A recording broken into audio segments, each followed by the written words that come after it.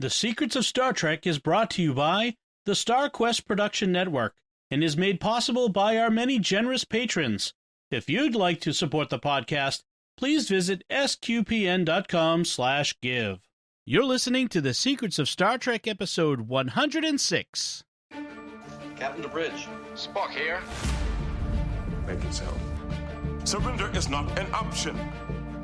Attention crew of the Enterprise, this is James Kirk. We are all explorers, driven to know what's over the horizon, what's beyond our own shores. We would have helped you get home if you had asked. That's who Starfleet is. Hi, I'm Dom Bettinelli, and you're listening to The Secrets of Star Trek, where we discuss the hidden layers and deeper meanings found in all the Star Trek TV, series, movies, and more. And today we're discussing the animated series episode, The Lorelei Signal.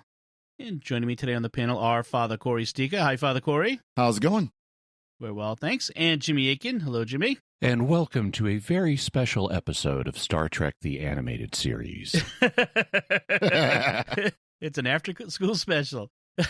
Folks, if you're not yet subscribed to the show, please do so in Apple Podcasts or Google Play, Stitcher, TuneIn, your favorite podcast app, on YouTube, on the StarQuest YouTube channel, where you could hit the bell to get notifications, and we're also on Spotify if you're looking for us there. So this is an animated series episode. This is, I think, the third animated series episode we've talked about. It might be the fourth. Kind of keep track of that. But so the basic plot, as short as these stories are, is that the Enterprise is drawn to or lured to a planet populated by women, only women, who then put the male crew members under some sort of influence or trance, and to the point where Uhura has to take command to rescue them and everyone, which I do like Uhura getting a chance to shine. Oh, absolutely. That's awesome. And she doesn't mess around either when she's in command. That's right. She's definitely shoot first and ask questions later. Yeah. I know. I think Uhura should have got command of a ship at some point. That would have been awesome. I love the obvious parallel, this whole story, though, of, the sirens from the Odyssey and other. As a matter of fact, the title, the Lorelei Signal, comes from the Lorelei, the rock on the Rhine River, where supposedly there was a maiden who lured people in. They could hear her calling as they went past the rock. Right. Lorelei was, in German legend, was a siren who would lure boatmen on the Rhine River to their doom. Right. Because they weren't just bad boatmen, they or had been drinking the night before. No, it must have been some other cause that caused them to crash their boats. Yeah. So this episode was written by Margaret Arman, who also wrote 3 episodes of the original series. She wrote The Gamesters of Triskelion and The Paradise Syndrome and The Cloudminders. And she will write another episode of the animated series, The Ambergris Element, which is one of my favorites because Kirk and Spock get to become fishmen. Right. Instead of just old men in this one. So the setup for this is a starship disappears in this particular region of space every 27 years for the past 150 years. Yeah, and it's down to the second. They're saying it's like, okay, ship disappearance time in 5, 4, 3. It's like, wow, that's really implausibly precise that there would happen to be a ship here to disappear at that very second every 27-point-something years. Well, yes, that too, yeah. So the Enterprise has been dispatched to figure out what's going on. And they get, the moment comes and they get some sort of subspace radio signal. I can't help but notice these now. You mean like a subspace radio signal? Yeah. Yep. So the signal comes from a star system 20 light years away. The Taurian system. Yeah. So it's apparently a very indistinct region. Like it's a very large region of space, apparently, where these disappearances occur. Like the Bermuda Triangle, not like a very specific spot. Not Spock. So Kirk, Spock, and Scotty on the bridge, as they hear it, said it sounds like a summons to them. But Uhura says, I don't hear anything. It just sounds like musical noise. Yeah. And I like how Uhura, gets suspicious immediately of Right. what other people are doing and tells Nurse Chapel to observe the men, like keep an eye on them. It's Right. like right off the bat, Uhura is suspicious and preparing for her insurrection.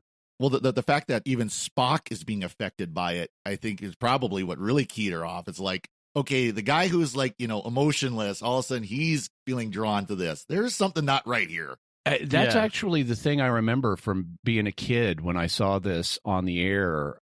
A lot of these animated ones come back to me as I rewatch them. But I typically only have a memory or two of a particular episode. And other than remembering this is the one where all the men get loopy, so the women have to save the day. The thing that I remember from this one is Spock comparing the sound of the signal to a Vulcan marriage drum. And we even see in we see into his mind of a Vulcan woman playing the marriage drum. And that's what I remembered from this episode as a kid. That's the specific image. And it's like, oh, cool, background on Vulcan culture. Yep. fills out a muck time a little bit. This is what would have happened. Yes. Kirk, for his part, sees a woman holding a flower, and McCoy sees magnolias in blossom. I'm not sure why. Magnolias in blossom seem alluring to him, but No. I whatever totally floats your get boat. that. I don't know if they have magnolia trees up in Massachusetts, but down south, magnolia trees are pretty, and they have these white flowers that smell lemony. And it's this very sweet lemony smell. And people associate magnolias with summertime and romance and things like that. Okay. It's the romance connection that I must have missed. Yeah. So they get to the planet. They rush off, and Kirk decides that I have to beam down immediately. Yeah, although the men, even when they're on the bridge and they're hallucinating this stuff, they're aware that they're hallucinating.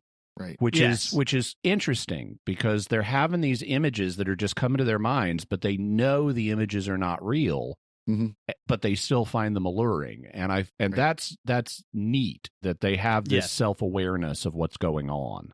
Well, even say, I'm experiencing, Spock says I'm experiencing, audiovisual hallucinations, and Kirk says, yeah, I am too. I'm seeing these things too. And it's usually when people hallucinate like that, they tend to think it's real. Right. Mm-hmm.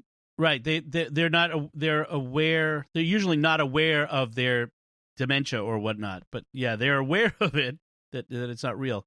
So they're going to beam down because the planet sort of appears on the screen where they couldn't see it before.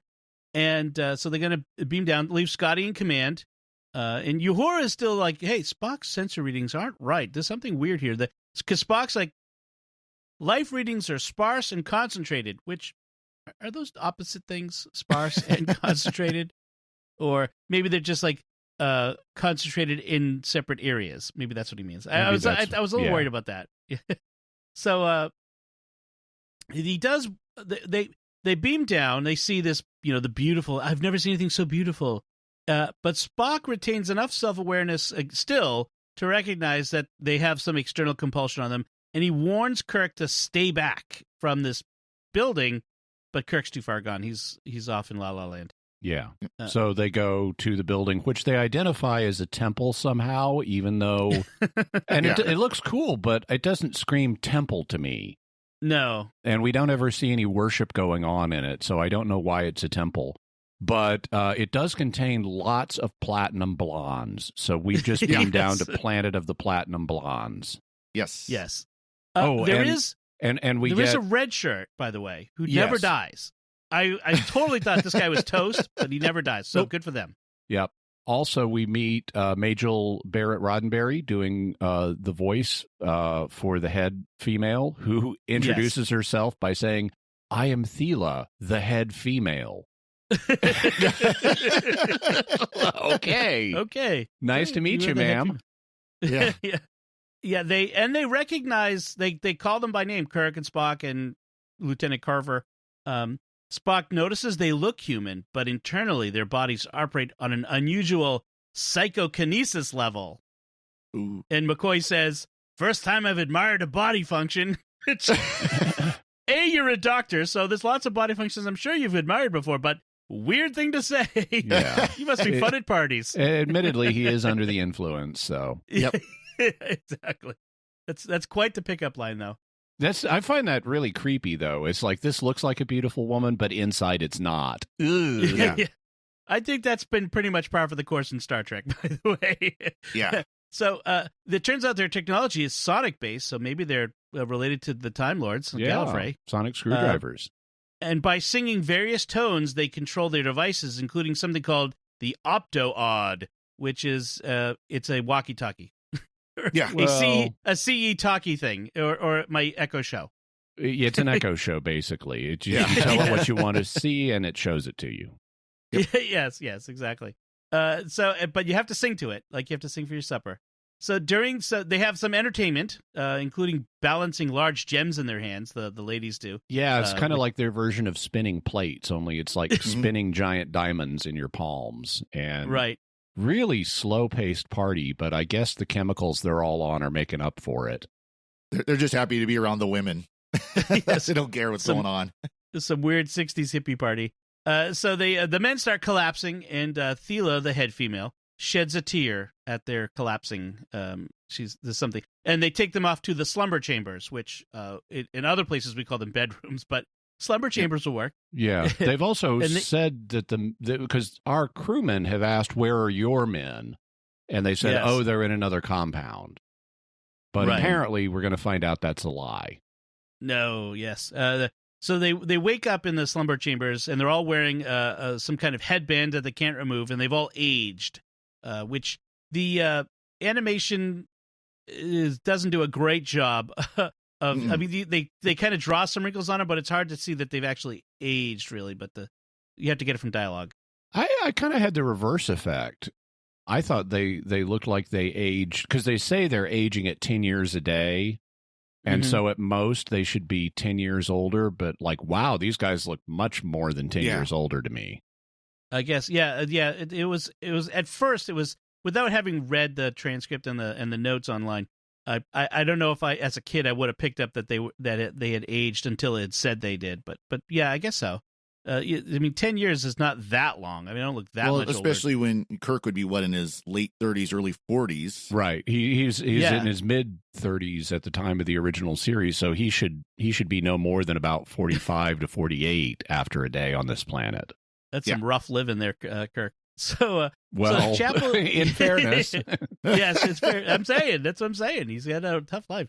So Chapel and Uhura, they compile all the scientific data gathered by the female science teams, because you can't trust any of the male science teams at this point. They're off in La La Land. And the computer including says Scotty singing sitting on the bridge singing.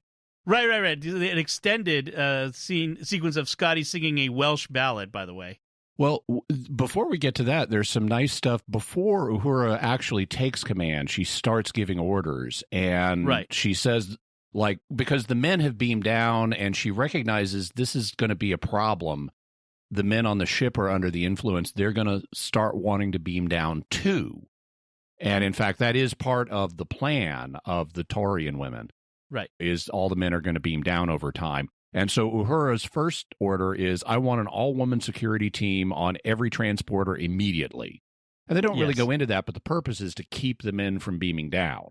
And then Uhura takes formal command, which is awesome. It's not the first time that a woman has had command of the Enterprise.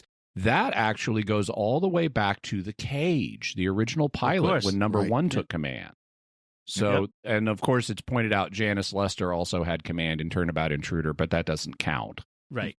But I like how Uhura does that. Then Kirk, down on the planet, says, we got to get out of the temple. And Thela has the greatest line. It's the most wonderful line ever in the history of Star Trek. Kirk says, we must go, and they start towards the door, and Thela says, obstruct them. Obstruct them. What a great command. Yes. And they start throwing them around like rag dolls, the Enterprise men. And then we get up to Scotty singing in what turns out to be Welsh. I mean, I had assumed it was Gaelic, but it's actually Welsh. It's a Welsh folk song called, and I won't say this right, but Ir Hufen Melon, which means the yellow cream. Mm. And this is a moment where the episode kind of grinds to a halt because there's normally in these 22-minute episodes or 24-minute episodes, whatever they are, they give us what would be the A story from a typical episode, and they omit the B story. Mm-hmm. But this one, the A story itself, is a little short because we've got significant padding in this, with long shots of the unusually long shots of the Enterprise slowly drifting across the screen with the planet in the background. And that happens in this scene with Scotty singing. We first see a long shot of the Enterprise drifting, and while he's singing, and then we see him singing on the bridge, and the whole thing lasts over a minute. I mean, that's like 5% of the episode. Yes. Can I say, though, that James Doohan had a wonderful singing voice, though? Yes, I mean, it really is incredible. He's got that great tenor. But anyways, better than Ensign Riley. Was better than Riley, yes. Better than Riley. Oh, yeah. No, but it was I agree with Jimmy. It's obvious that they put the episode together, and maybe the song was a part of the original plan. Maybe it wasn't. But they kind of went, we're at 20 minutes, and we still need another 2 or 3 minutes. How do we do this? Because, there are a couple of points, although it does kind of play into the story, too, though, because it shows the mindset of the men at that point where they're just like, well, we really don't go anywhere. I mean, when Uhura takes command, oh, that would be lovely, dear. Yes. Very thoughtful of you, love. Yeah. So on the surface, again, the men there know something is wrong, and McCoy dips into his med kit for a stimulant to help them fight the effects of whatever it is they're being done to them, and that helps them make a jailbreak with beautiful women in hot pursuit, and then they go hide in an urn, a giant urn. Probably the only time that Kirk ran away from a beautiful woman. Exactly. Get away from me! I don't want the beautiful women near me. So Spock surmises that the headbands are transferring their vital energies to the bodies of the women when they are near. And he reasons that since he's longer lived and stronger, he should be the one to go back and find their communicators. Yeah. Also, and part of how he figures that out is the headbands glow when the women are around. Yeah. So they can tell when the women are in proximity by whether their headbands are glowing. And I like how they realize that the women are basically life force vampires. Yes. But 10 years a day? Come on. They say they're going to be dead in 4 days? It's like, guys, this is what's happened to 23rd century medicine. McCoy lives to at least 140 at some point, right? Yeah.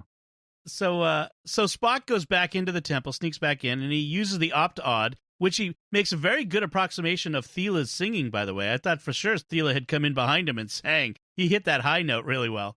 And he gets the opt-odd to tell him where the communicators were, which is very handy. Mm-hmm. And calls the Enterprise before he's found and collapses. So Uhura leads an all-female rescue team to beam down, and they stun the Lorelei women. Yeah, this I thought was a flaw in the writing because he requests an all-female security rescue party, which makes sense.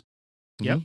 But then Uhura in her voiceover log, or maybe she says it diegetically, I forget. But what Uhura says is we're taking down an all-female rescue party in accordance with Spock's request. Yes. Mm-hmm. And to me, that's like a clunker of a line because it's like you didn't need Mr. Spock to tell you that. You already figured out you need all women security teams on the transporters. Obviously, the rescue party needs to be all female. So I kind of thought that it's probably not misogynism, especially given that this is by a female writer. It's probably deference to Spock's rank. Yeah. Right. But I still find it kind of off-putting. It's like, just like, oh, no, duh, Mr. Spock, we'll be bringing down an all-women rescue party. And I mean, I think that latter where it's in deference to his rank because she phrases it as a request, not an order. Right. Because by his rank, he would have been in position to issue an order, but she takes it as a request. Yeah. So, and he's impaired anyway, so his orders would not necessarily carry all the weight they would. So the all female rescue team, which I want to get a T-shirt that says that, they beam down and they are confronted by the head female, who tells them, "You're not welcome here." Well, too bad. And they shoot and stun them all. They drop like rocks. And then they split up into teams of two to go look, and they can't find them. So Spock, now this is interesting. Spock communicates with Christine Chapel telepathically so she can find him. Interesting connection here we've got between Nurse Chapel and Spock. Well, it didn't work out with T'Prang, and she's obviously interested. Exactly. I wonder. I mean, it makes you think that maybe there was more to their relationship than we were told. On the other hand, the less speculation about Spock's romantic life in Star Trek fandom, the better. Oh, yes. Let's not go there. Let's never talk about that. So they do get back to the ship, and they were able to remove the headbands, and then they have to he tells them to divert all power to shields to block the signal, hoping that it will reverse the effects. It doesn't. It just stops it. On the surface, Uhura's blasting stuff until Thela gives up the others. Yeah, Thela's like, "I'm not telling you," and Uhura, "See that vase? Zap! It's gone." You know, this is Uhura disintegrates a vase as a prover that you better tell me what I want to know. And then we have a film strip time where they watch a video that explains that their people came to the planet, but it drained humanoid energy. The women developed a glandular secretion that enabled them to survive and to manipulate certain areas of the men's brains to influence their emotional senses, ultimately draining the men. So they've developed it to parasites. Yeah. But the women need to drain the men of their energy every 27 years.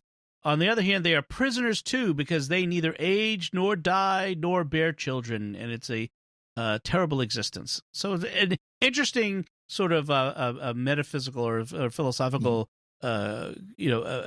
story here where, it seems like heaven, but it's really hell to live in this existence. Mm-hmm. So, like vampires. Like, yeah. They're essentially, they're a different kind of vampire. Yeah. And then someone finally, because they found Spock, but not everybody else. So someone finally thinks to ask Alexa to show them where the men are, and Alexa can totally do that. Like, why didn't the Lorelei think of that one? Where did the men go? They're drowning in the urn outside in the rain. Yeah. What? Kirk can't swim? Like, it's filling up. Swim to the top. Well, he is, 48 years old at this point. That's true. I mean, I'm a few years older than that. I can't hardly swim, so that may be it. So Chapel's unable to reverse the aging process until Spock suggests that to me, this is the low point. Yep. The transporter holds their molecular pattern of their original bodies, so they can beam down and beam back up again. If this worked, why wouldn't you use this as a fountain of youth? Yes. But they do this all the time. How many episodes of TNG are, let's run them through the transporter and they'll be fine. Yeah, and specifically with aging, we have they use it to de-age Catherine Pulaski in Unnatural Selection, and then they use it to re-age the children in Rascals. Yep.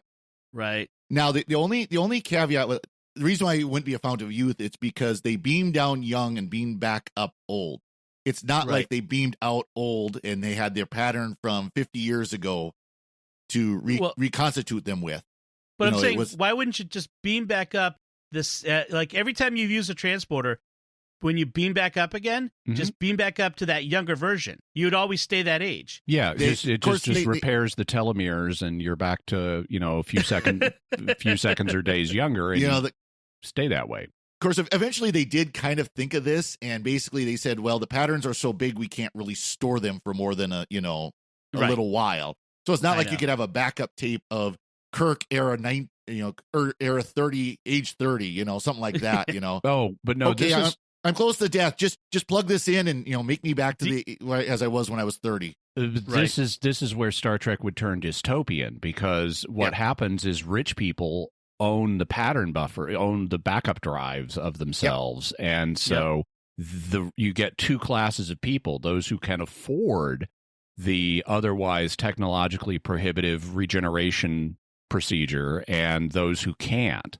So the really rich and influential and key strategic individuals would be given immortality, and everyone else would be left to die. Yep. Well, it's a good thing that in the future there is no money, right? Well, Yeah, exactly. Except there's always resource management. If you're telling me that you have pattern buffers that are limited in their storage capacity and have alternative uses, well, we have a name for the study of the use of limited resources that have alternative functions, and that's called economics. Yep. Right. Well, and come on, you can imagine Quark having a pattern buffer repository on DS9. Yes, it's totally the Grand Nagus is going to have a pattern buffer of himself as a young man. Well, I mean, this is the curse of the transporter, isn't it? I mean, the curse from a storytelling standpoint. You've created this god machine that, in concept, could practically do anything, and now you've got to somehow limit it so that you don't destroy all your dramatic storytelling possibilities. I know. If you really think about it, I mean, this has so many functions. It cures anything. It's an immortality device. It also kills you. And it's a weapon. Just beam people out of existence. Yeah. Right. And you can transport between dimensions. I mean, they've done everything with the transporter. Split people in half, the good and bad. Yeah. So, I mean, this could actually be a very interesting discussion at some point where, we talk about why the transporter is bad for Star Trek and why, and in some senses, why Enterprise, by limiting their ability to use the transporter, could have been made a better dramatic series. Well, it's been said, Gene Roddenberry said this way back when they did the series. The only reason why they invented the transporters for the series was because they didn't want to have shuttle shots for every episode. They wouldn't have to deal with having the shuttle take off and land for every episode. So this was just a quick way to get them on the planet. Because money. Exactly. Money, yes. I mean, if they'd had a TARDIS, they could have done that. That would have been. You just had like a box that transported them places. That would have been the thing. Anyway. So the resolution of this episode is that Uhura tells them that a ship with a crew of women will be back to transport them to a new planet where they will live normal lives. Obviously, a crew of Actually, one thing they did kind of anticipate before we move on from the transporter, they did kind of anticipate that problem because Uhura, I think it's Uhura, says that the odds of success in de-aging the men with it are 99.7 to 1. So there's really like and that math doesn't quite work. It should be 99.7 to 0.3. Right. Yeah. But there's only a 1% chance this is going to work. So that would explain why we don't just do this all the time. Of course, it always works. Of course, it always works. Yeah. Yes. No matter how slim the chances, it always works. Yeah. But then, as you say, Uhura promises to send a ship with an all-woman crew back to relocate the women, which makes them much happier because this is a future much better than immortality. They're going to get to go age and have children, I guess. Yep. Yes. And not be vampires anymore. But it also raises the question, wait, you've been getting a ship every 27 years to the second, and it's never occurred to you to take that ship to a less problematic planet? Yes. Yeah, that was exactly my notes. You never thought to ask them to take you to somewhere else. They were under your control. You could just tell them to take you somewhere else. Yeah, exactly. It never occurred to them. Yeah. Although the alien planet they're on is pretty. The animation or the backgrounds look pretty, but still, you've already established you'd rather be somewhere else. You should have thought of this several ships ago. You've had 150 years to think about that. I do have to point out that when they do beam Spock, McCoy, Kirk, and Carver back up to the ship, Kirk says, "Did it work?" And Uhura says, "You're more handsome than ever," which is exactly what Kirk wants to hear. So it should point that out. All right, so that brings our short animated episode to a close. We mock, we make fun. I mean, there's plenty to joke about, but actually, I kind of like this episode. It was. Even with the padding, I kind of like it as just as a bit of an adventure. I like to see Uhura take command. It was not a bad episode for the animated series. What about you guys? Father? Oh, I agree completely. I enjoyed it. It just, again, when you, and I know I said it before, this is my first time really watching through the animated series, and it amazes me how deep the storylines really can be for what was really considered to be a kid's Saturday morning cartoon. Right. I mean, it's not, this isn't, like full Trek, but they're still doing, somewhat in-depth storylines in a half an hour. They're trying to put some work into it. Yeah. It's not just fluff. I kind of had the impression that it was just kind of fluffy storylines. Like, no, it's actually pretty good. Yeah, no, Roddenberry was serious about, I want this to be the best Trek we can make it in this format. So they get to do things in the animated series they could never do in the original series. And for Star Trek fans, of which I was in the 70s, it's like, okay, this is Star Trek again. We finally have Star Trek again. They're not just doing a kid show. This is, you could have used these stories on the original series. They just have to be shortened for time, and so Kirk isn't going to get in the sack as much. Right. But the core of the story is still one that could have been used in the original series. So this is Star Trek from that perspective. In a way, I even though it's of its time and the animation is pretty bad, and actually the supervising animation producer was colorblind, which is why we have so much pink and gray. Yes. I kind of am a little apprehensive about the new animated series they're doing, Lower Decks, which is apparently going to have a comedy element or angle that this didn't. And so in a way, this or the original animated series may feel more like real Star Trek than Lower Decks does. Well, there's Lower Decks, and then there's also kind of the teen-aimed cartoon that's be coming out or animated series that can come out at some point as well. Yeah. Right. So we'll have to see. I mean, I'll be interested to see how those animated series compare to this one. I'm sure the animation will be much better, but still, in terms of is it Star Trek, this is, and those may not be. Right. And speaking of this being Star Trek, so you asked about how we like this episode, Dom, and I like the episode, but I'm also ambivalent about the episode. I mean, I love seeing Uhura in command. I love her take charge, get things done, blast this and destroy urns and policy.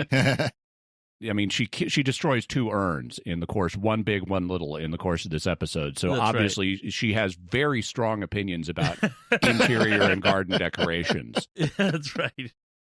But I love Uhura in this. I don't mind the problem of the central thing of we've got these space vampires and everything. All that's okay. What I find problematic, or at least indifferent, is the gender stuff. Because that's really the whole thing here. And it dates this episode. It's incredibly implausible that you would have a planet that would, even if you give them the original premise, that you had these aliens come to this planet, and it had an effect on them such that they all died, but one sex was able to adapt. I can give them that. Here on Earth, men are subject to various diseases that women have an easier time surviving because our Y chromosomes are smaller, and that double X chromosome gives you extra protection. So I can buy that, but it would then lead to them becoming vampires. I can give them that. But that it would be a sex-based life vampirism that affects the male gender, the opposite gender of every other species that they encounter is, okay, this is, to quote the Doctor from Forbidden Planet, this is contrary to the laws of every known law of adaptive evolution. This is just not what would happen scientifically. And so that means the only justification for this is we're doing what in drama is known as a problem play. A problem play, this is a genre that became common in the 19th century and into the 20th century that deals with a social problem, namely sexual relations, meaning how men and women relate in society in this case. And so that's the big point. it would be really horrible if they didn't have balance on this issue. So you've got the women who are the vampires that are the problem, but you also have the women who are the Starfleet officers who are the solution. And so that saves it from being one-sided. Women, right. Women yay or women boo. Right. Which is what you tend to get, today. It would be women yay. Women are the problem. Women, girls rule and boys drool or whatever it is. But the fact here that you have balance, that at least, saves it artistically from a certain point of view.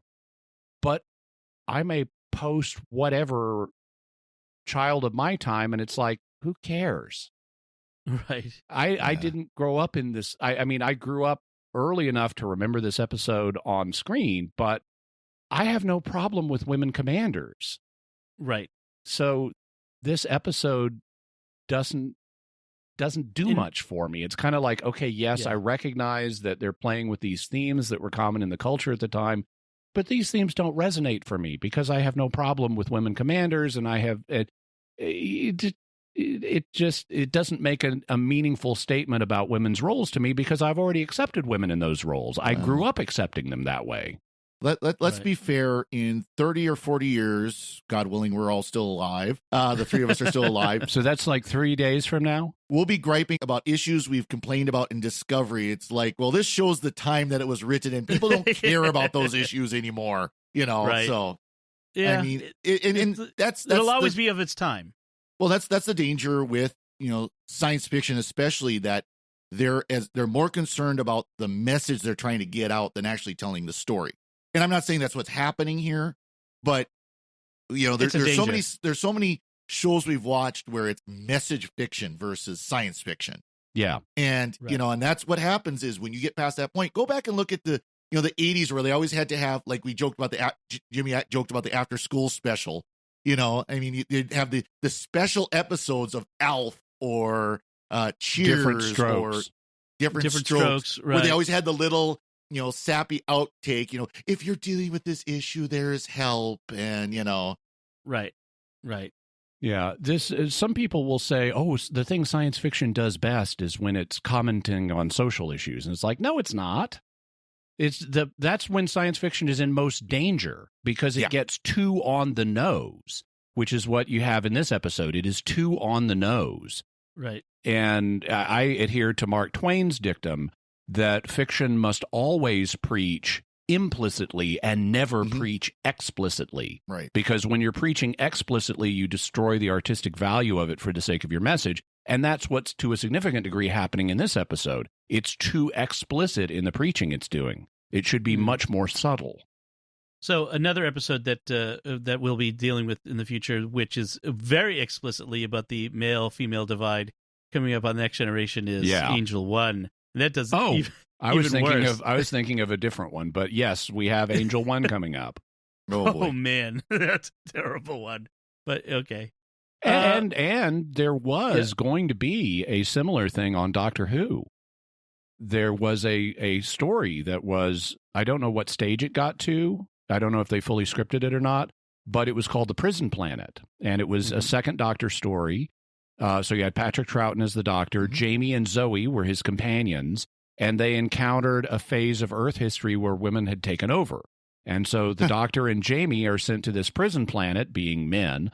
And Zoe is drawn into the ideology of the ruling women for a time. And you can listen to it now as an audio play with Wendy Padbury playing Zoe and Fraser Hines playing Jamie and the Doctor. And he does a really good Patrick Troughton impression. Well, that'd be a fun one to listen to. But it's like, oh, man, this is more 60s gender politics, message, problem, play episodes. Ugh, it's not my cup of tea. Right. It is a problem with a lot. Even more of a problem nowadays with a lot of genre movies and TV where it's all about a very particular message settled in a very particular cultural moment. Yeah. Right. Yeah. Oh, and also in the Prison Planet, the supreme world ruler is Chairman Babs. Wow, Barbara Streisand really goes far. That's pretty interesting. Yeah. All All right, I think we've gone far afield here, so we should probably wrap things up on this one. We do want to take a moment to thank our patrons who make it possible for us to create the Secrets of Star Trek, including Simon M., Father Eric, Elizabeth E., Brian S., and Michael P. Their generous donations at sqpn.com/give make it possible for us to continue the Secrets of Star Trek and all the shows at StarQuest. You can join them by visiting sqpn.com/give. We'd also like to thank Victor Lambs, who edits the show for us every week. So that's it from us. What did you think of the Lorelei Signal, this animated series episode? You can let us know by commenting on the show at sqpn.com/trek or on our Facebook page at facebook.com/StarQuestMedia, or send an email to trek@sqpn.com. We'll be back next time when we'll be discussing a Next Generation episode, not Angel One, thankfully, but The Offspring, which is very relevant to the most recent season of the Picard series. Until then, Jimmy Akin, thank you for joining me in sharing the Secrets of Star Trek. Thanks, Dom, and live long and prosper. Father Cory Sticha, thank you as well. Thank you, Dom. And once again, I'm Dom Bettinelli. Thank you for listening to the Secrets of Star Trek on StarQuest. And remember, first time I've admired a body function.